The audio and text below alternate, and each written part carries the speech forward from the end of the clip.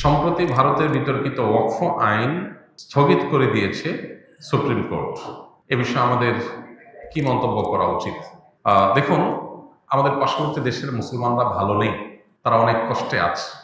আমরা তো ফিলিস্তিনি মুসলমানদের জন্য চোখের পানি ফেলছি, কান্নাকাটি করছি, কিন্তু বাস্তবতা হলো আমাদের পার্শ্ববর্তী দেশের মুসলমানরাই চরম সংকটের মধ্যে দিনাতিপাত করছে, পরম বিপদের মুখোমুখি তারা।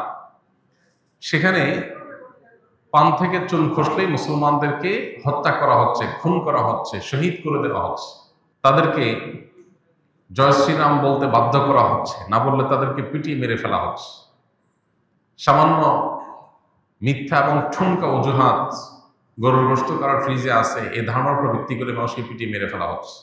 হোলির রং মাখতে না চাইলে তাকে দিন দুপুরে রাস্তায় পিটিয়ে মেরে ফেলা হচ্ছে, রক্তাক্ত করা হচ্ছে। মসজিদগুলোকে একের পর এক ভেঙে দেওয়া হচ্ছে। সেখানে এই যে ওয়াকফ বিল যেটা উত্থাপিত হয়ে পাশ হয়েছে, সেটা আইনের আকার ধারণ করতে যাচ্ছে। এটা ভারতের মুসলমানদের উপরে মরার উপরে খড়ার ঘায়ের মতো। এমনিতেই মুসলমানদের সেখানে অধিকার বলতে কিছুই নেই।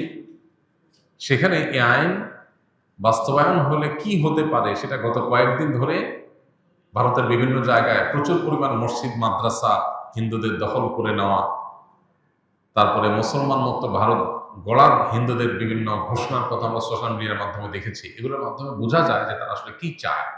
তারা চায় ভারতবর্ষকে ইসলাম থেকে ধুয়ে মুছে পরিষ্কার করতে। অথচ ভারতবর্ষকে আবাদ করেছে, ভারতবর্ষকে সবচেয়ে বেশি সমৃদ্ধ করেছে মুসলমানেরা। ভারতবর্ষ যেগুলো নিয়ে গর্ব করে তার সবই মুসলমানদের তৈরি। কুতুব মিনার থেকে নিয়ে, তাজমহল থেকে নিয়ে, দিল্লির লালকেল্লা থেকে নিয়ে, শাহী মসজিদ থেকে নিয়ে যত গর্বের ধন ভারতের আছে তার সবকিছুই কাদের করা? মুসলমানদের করা। অন্যরা ভারতবর্ষকে শাসন করতে এসে শোষণ করে নিয়ে চলে গেছে, ভারতবর্ষের মুসলমানরা এসে সবকিছু দিয়ে গেছে।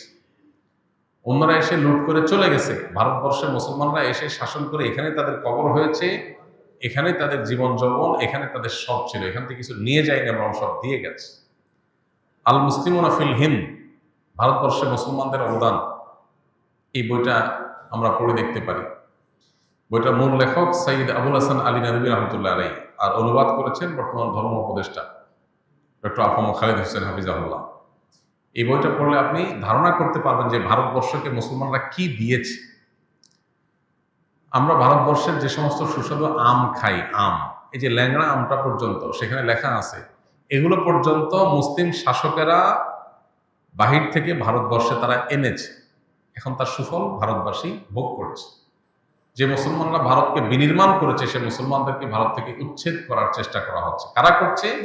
যারা সকাল বিকাল আমাদের দেশে তথাকথিত সংখ্যালঘু নির্যাতনের ব্যাপারে উৎসাহ প্রকাশ করে, বিবৃতি দেয়, আমাদেরকে সতর্ক করে, আর তারা তাদের দেশের সংখ্যালঘু মুসলমানদেরকে কচু কাটামো করে কাটছে। এটার বিরুদ্ধে আমাদের তীব্র প্রতিবাদ করা দরকার। সুপ্রিম কোর্ট এই ওয়াকফ আইন এটা স্থগিত করেছে, এটা সন্দেহাতীতভাবে প্রশংসনীয় কাজ, কিন্তু এটা চূড়ান্তভাবে বাতিল করা, শুধু স্থগিত নয়, বাতিল করা এবং সেটাকে কার্যকর করা, এটা হলো সময়ের সবচেয়ে প্রয়োজনীয় দাবি। ভারতবর্ষের মুসলমানদের, বিশেষ করে ভারতের মুসলমানদের এই দাবির সাথে আমাদের একত্রতা পোষণ করা এবং এটা আদায় করার জন্য আমাদেরকেও সংগ্রাম করা আমাদের কর্তব্য। ইতিমধ্যে সরকারিভাবে আলহামদুলিল্লাহ ব্যাপারে ভারতের এই অবস্থানের নিন্দা জ্ঞাপন করা হয়েছে বা এটাকে সমালোচনা করা হয়েছে, এটা খুব ভালো একটা দিক। তবে আরো জোরালোভাবে আমাদের পার্শ্ববর্তী দেশের মুসলমানদের জন্য আমাদের পাশে দাঁড়ানো দরকার।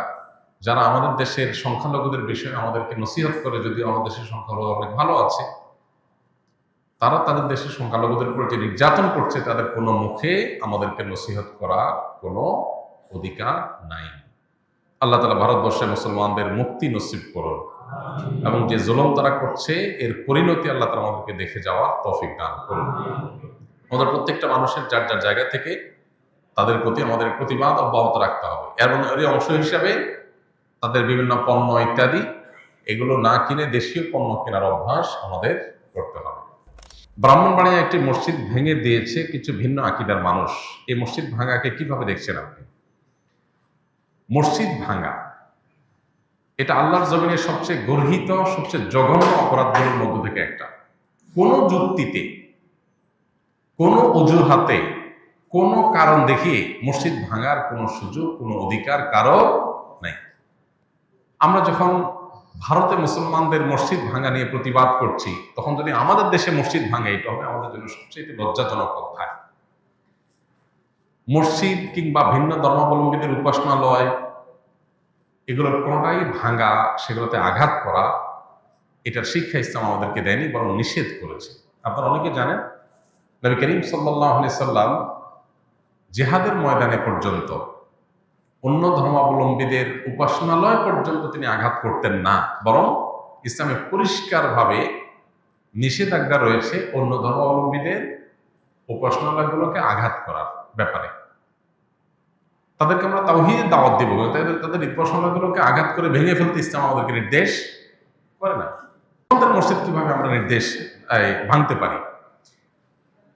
কেউ যদি কোনো ভুল করে, কোনো বাড়াবাড়ি করে, তার প্রতিকারের আপনি বহু পথ অবলম্বন করতে পারেন। তবে আল্লাহর ঘরে আঘাত করতে পারেন না। আল্লাহর ঘর তো আল্লাহর ঘর।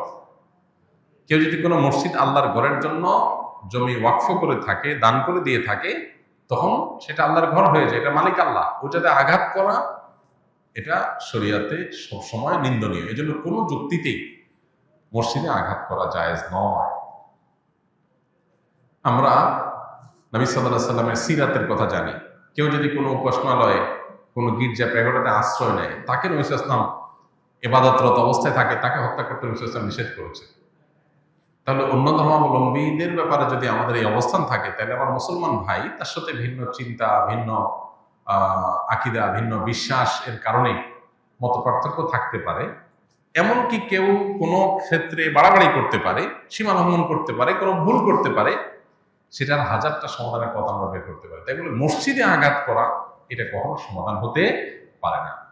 বাংলাদেশ এই ক্ষেত্রে আমাদের আশেপাশের যেই কোনো দেশের চাইতে ভালো একটা অবস্থানে আছে, যে আমাদের দেশে আলহামদুলিল্লাহ পরমত সহিষ্ণুতা এই লেভেলে আছে যে আমাদের পার্শ্ববর্তী ভারত কিংবা পাকিস্তানে পর্যন্ত ভিন্ন চিন্তার মানুষদের উপাসনায় আঘাত করা, এমনকি মসজিদে এক মুসলমানদের একটা গ্রুপ আরেক গ্রুপের মসজিদে আঘাত করা, এগুলো পাকিস্তানে প্রচুর পাওয়া যায়, কিন্তু আমাদের দেশে আলহামদুলিল্লাহ এগুলো নাই। আমাদের এই ঐতিহ্যটাকে ধরে রাখার চেষ্টা করা উচিত।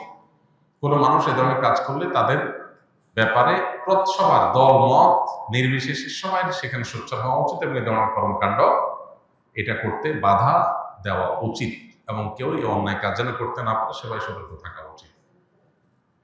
সমাজে পরস্পরের সহমর্মিতা এবং সহাবস্থান এটা যেন ভালো থাকে, এটা যেন সবাইকে দায়িত্বশীল আচরণ করতে হবে। দায়িত্বশীল আচরণ না করলে তার পরিণতি ভালো হবে না, আমরা সবাই ক্ষতিগ্রস্ত হব।